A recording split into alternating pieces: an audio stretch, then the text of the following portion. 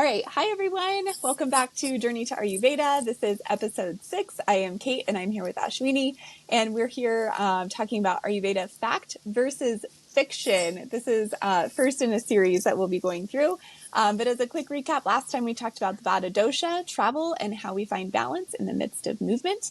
And we had such a great time talking about that. So today, and like I said, for the next couple of episodes, we're going to bring you a mini series called Ayurvedic Fact versus Fiction, Mythbusters style, y'all.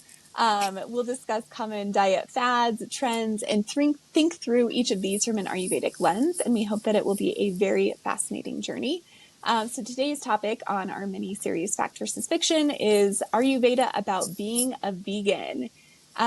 So before we get into all of that, Ashwini, do you want to take us through an internalization? Yes, definitely. I'm so excited for the internalization. Today, as usual, we'll start with the Ragadhi Roga from Ashtanga Hridayam. It's not my favorite.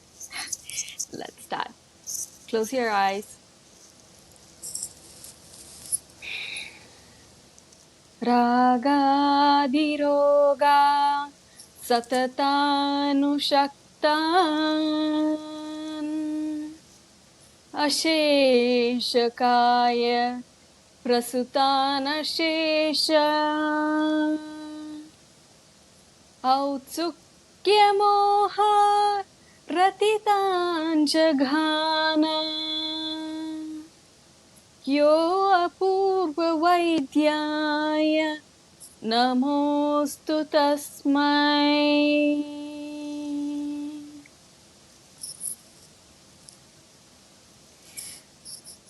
It's wonderful, Shloka. I really love it. How do you like it, Cake? I love it. Can you do just a quick translation of what that is for our listeners? Yes, Ragha and Dvesha. Ragha is wanting the things which you don't have, and Dvesha is not wanting the things which you already have. The constant pendulum between Raga, Dvesha, and many more things, those pendulum will give you a vicious cycle where you will start having the disease. We think a decade or so, we are thinking mental health is connected to physical health. But I always talk about this, the first sloka of Ashtanga Hridayam starts talking about how when your mental health gets challenged, that's when your physical health also follows. So this is a wonderful shloka. Yes, amazing. Thank you so much for taking us through that.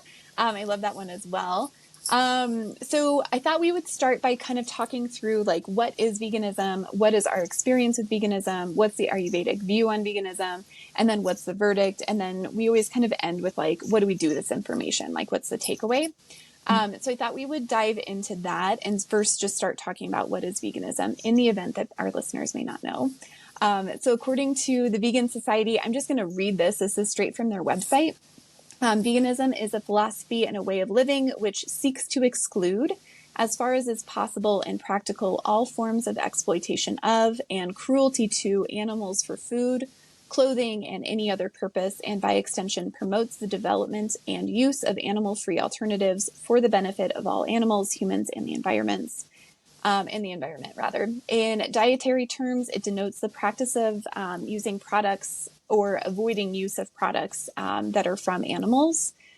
So obviously our focus for today will be more on those dietary considerations, though I do think we could probably dive a little bit into the philosophy if we have time. So from a diet standpoint, just to be clear, being a vegan means that you avoid consuming foods that are derived from any animals. So any meat like shellfish, insects, dairy, eggs, and then also honey would be included in that. Did I miss anything? No, you put it all the perfect way. Yes, I think it's a common usage of the word vegan.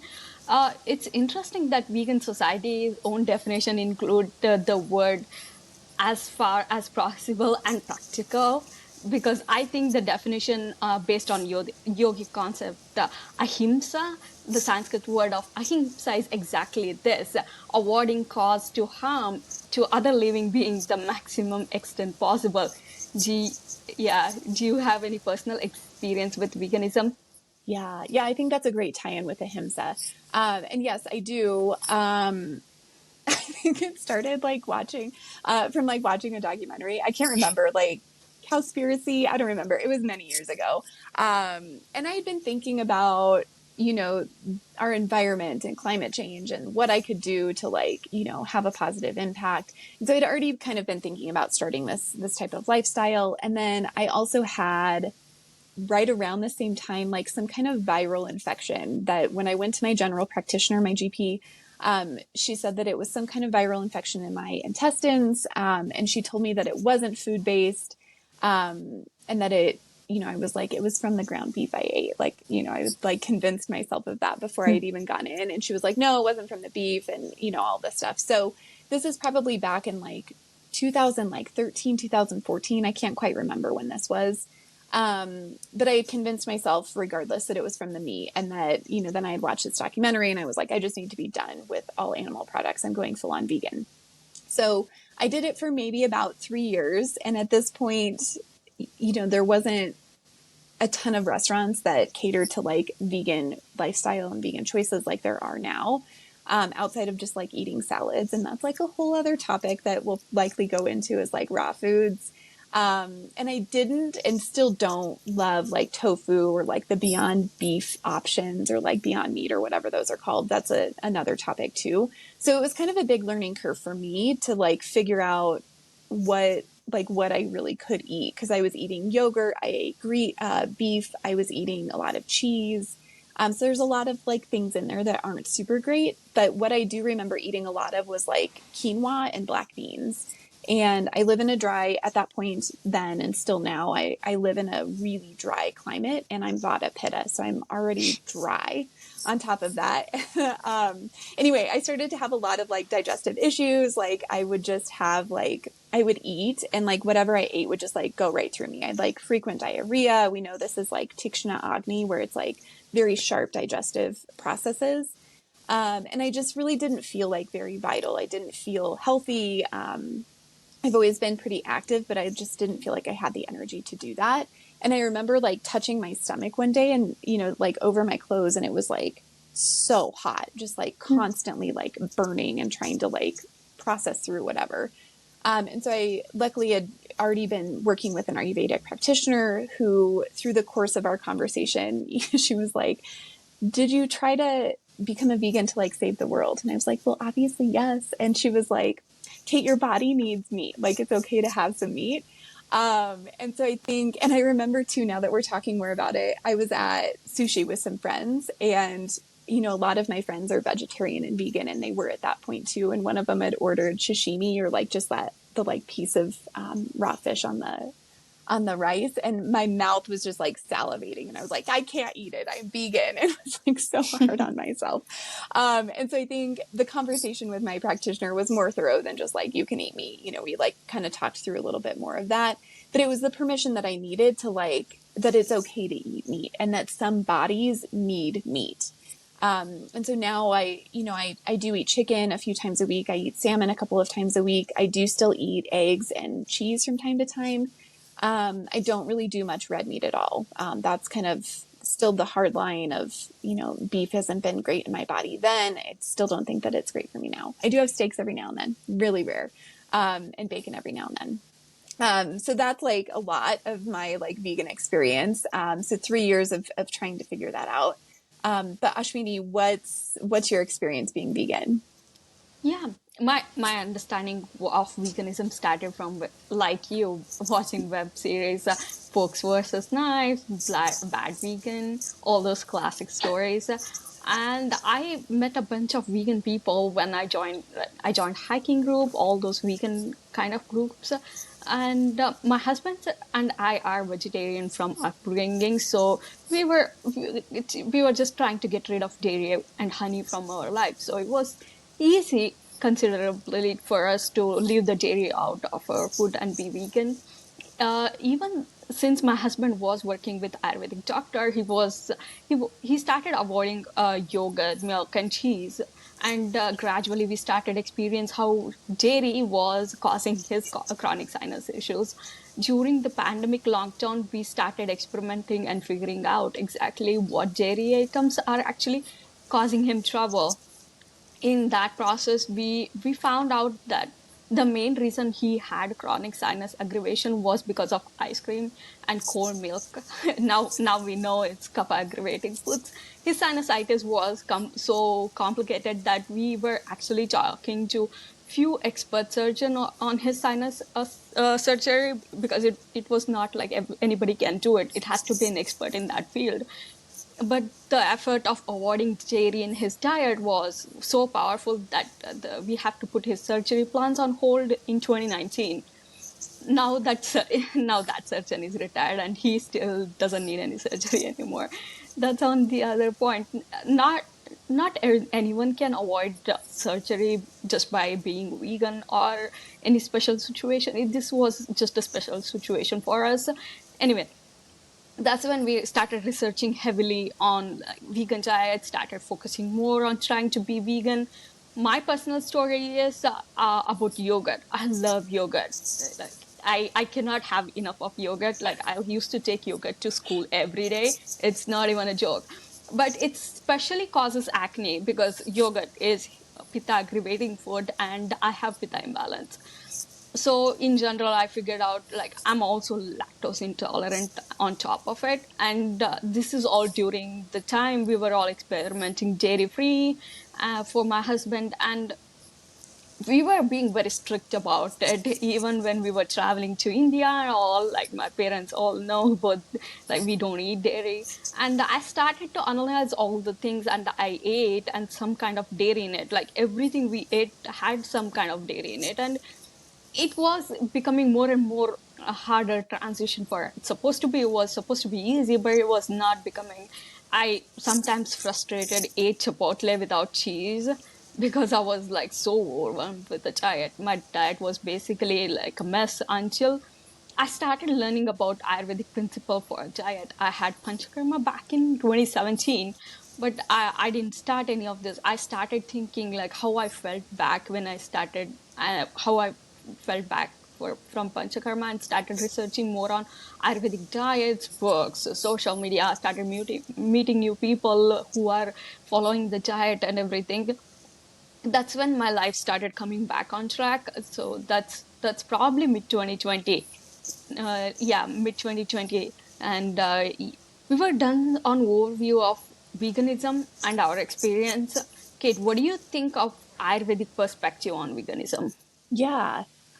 So interesting when you were talking about your husband and like all of his sinus issues. I don't know that I had thought about this in the initial episode, but I was like, oh, this is like kapha stuff. And then you were talking about dairy and I was like, oh yeah. It's so interesting like how we can like piece together all of this stuff.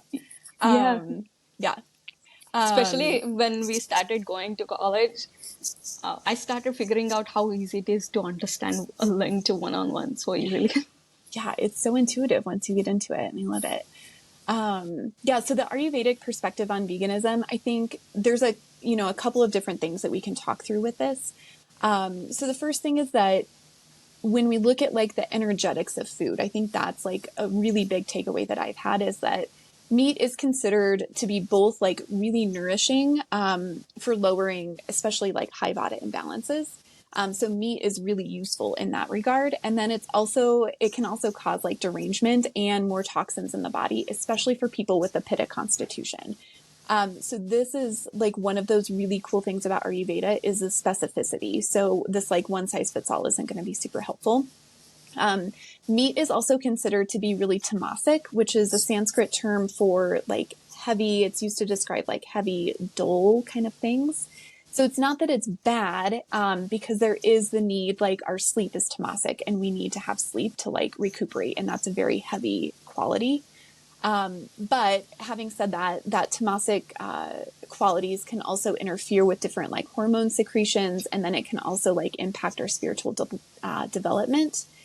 And the ancient texts also talk about instances where it's like permissible to take the life of an animal. So that's like if it's your job or if it will preserve the human life. So there's that piece of it too. And then I think related is this concept of moderation. And they're like, this is big in Ayurveda. And I think Dr. J, one of our Videyas, always talks about this, like all things in moderation. So this like strict adherence to anything, and that could be vegan practices or otherwise, is really something to consider and maybe to avoid. Like, you know, if you can find that that moderate road, you know, and to kind of live within that. So if you have meat every now and then, like that's fine. The other thing that I find really fascinating is about the different qualities of the food items and working with the qualities of the energetics in a way that balances your specific body or your prakriti. And as a reminder, you talked about this so succinctly in our last episode, but that idea of having like the proportion of the different doshas in each of our bodies, that's that prakriti. And we could go like super nerdy and talk through like all of the different energetics of all of the food, but we don't have time for that. But what I did think, because I mentioned eating fish and chicken, so I'll just talk through like the energetics of those as examples. So the energetics of fish are sweet, salty, and warm. And if you think about like some of the qualities of vata is dry, mobile, rough, things like that. And so the qualities of fish specifically are really helpful to balance vata, and it actually like will decrease vata in your body, but then it can increase kapha and pitta. So fish, some of the other things with fish, it like builds plasma, it contains like really helpful oils in your body. And then chicken is another one that I talked about. So chicken is sweet, it's warm, it's also dry, can be dry. So you want to be intentional in how you prepare it. And that one also decreases vata, but can increase pitta and kapha. Chicken is really easy to digest. It helps improve absorption. And it also has that tamasic guna, or the quality is guna is the Sanskrit term for quality. So for me, just to kind of summarize, like being vata pitta and also somebody that has a lot of vata imbalances, like eating meat is really helpful for me to find balance. So it literally like kind of weighs me down and nourishes me. And I think that's really helpful for people to keep in mind, that if I were to do vegan now, there's probably ways that I can do it to still nourish and like ground myself, knowing more of what I know now. And then I think maybe you could talk about this too, is like the consciousness of the food that we eat and ways that we can kind of consider that. So what, like, I'd love to hear like, what your thoughts on Ayurveda and veganism.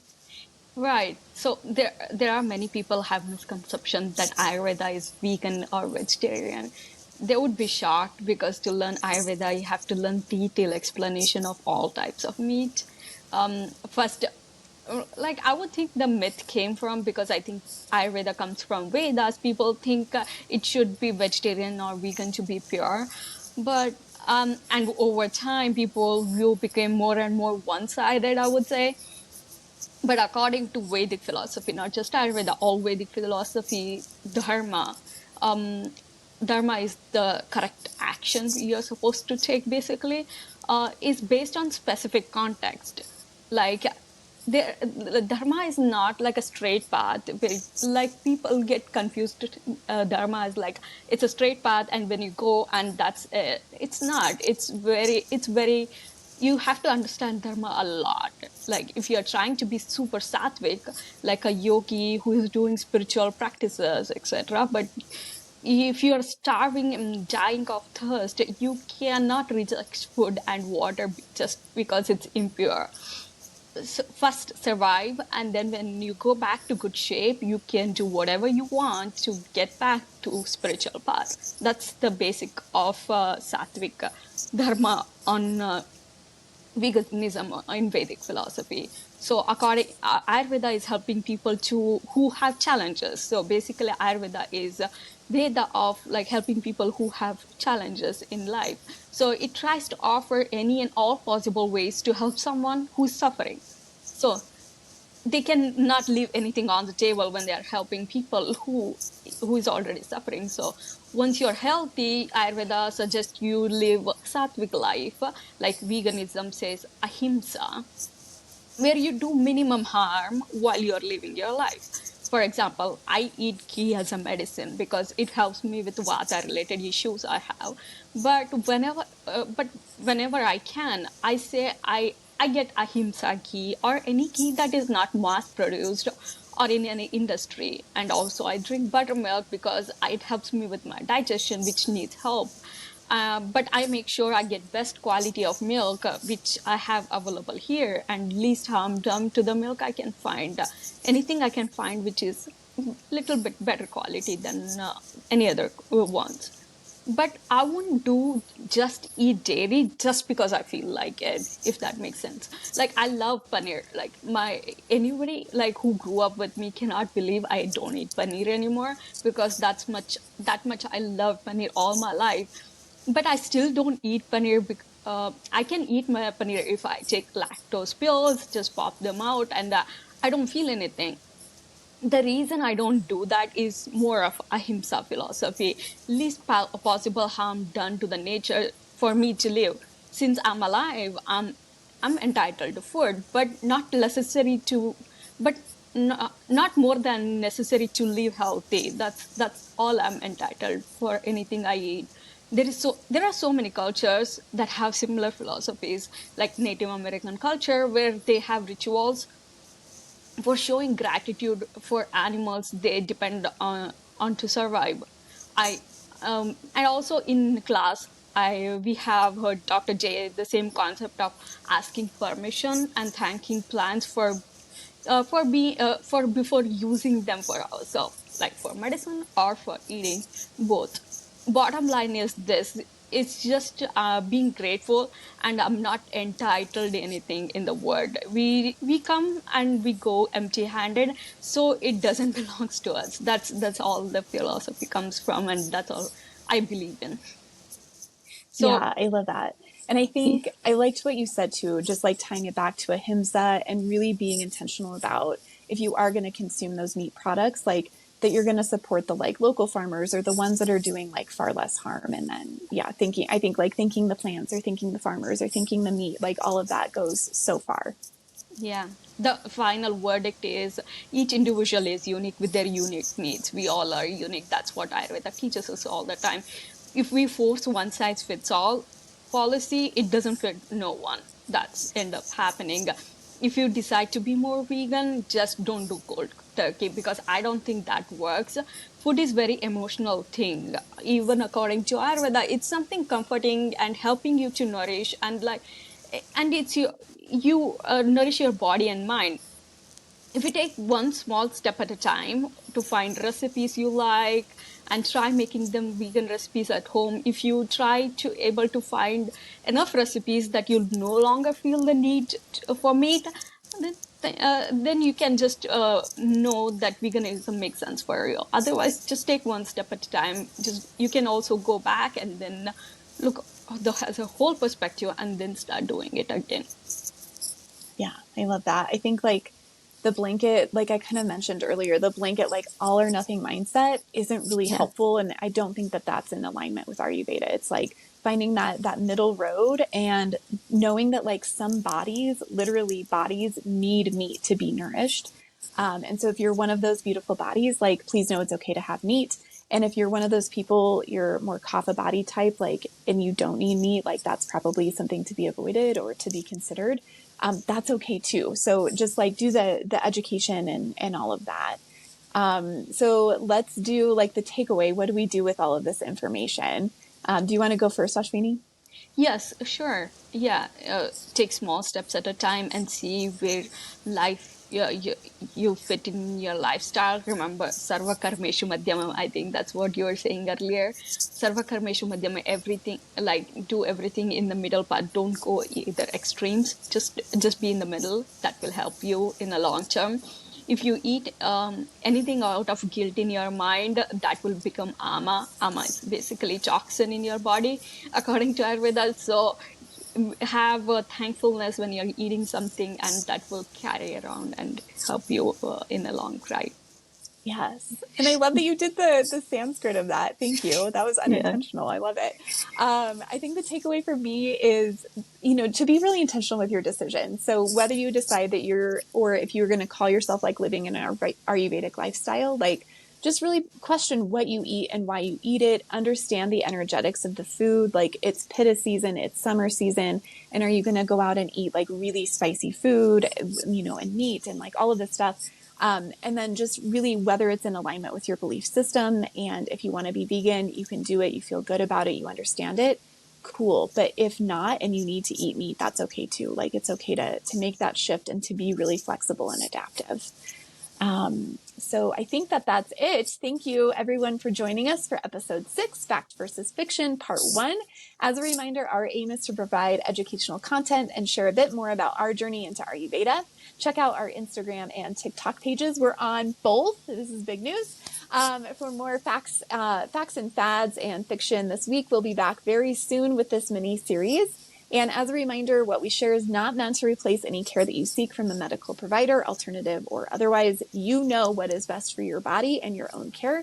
We'll see you again very soon. Please like, subscribe, and share, and check us out on social media or email us if you want to connect. Otherwise, we'll see you soon. Thanks. Let us know which fact or fiction you want us to do next. Thank you. Bye. Yes, thank you. Bye.